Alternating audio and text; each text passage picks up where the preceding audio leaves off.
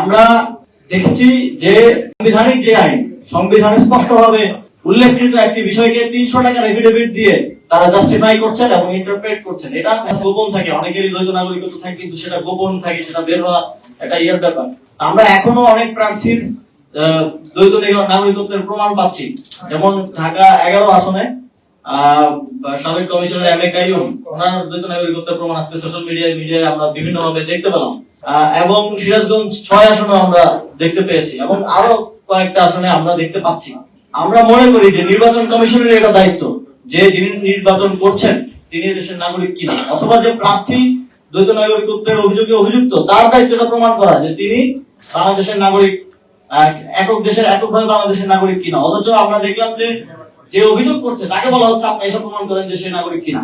এটা অত্যন্ত এক ধরনের নন প্রফেশনাল এবং এক ধরনের আমরা আজকে একটা প্রবণতা দেখেছি নির্বাচন কমিশনারদের মধ্যে যে তারাই যেন দ্বৈত নাগরিকদের, ঋণ খেলাপিদের কোনো না কোনো উপায়ে পার করে দেওয়ার জন্য চেষ্টা করছেন। এই যে আমাদের মুসা ভাই একটু আগেই বললেন যে একজন কমিশনার সেই এফিডেভিটটার ভাষা কি হবে, কিভাবে লিখতে হবে, এটা সহযোগিতা করছেন, এটা ওনার কাজ না।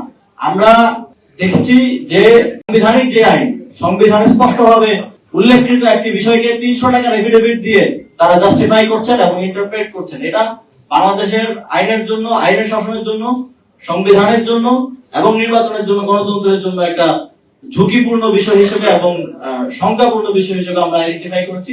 এবং সামনের দিনে আমি যেটা বললাম আমাদের কর্মসূচি আমরা আপনাদেরকে জানাবো, তবে আমরা আইনি লড়াই চালিয়ে যাবো। আগামীকালকে থেকে এটার প্রক্রিয়া আপনারা দেখতে পাবেন।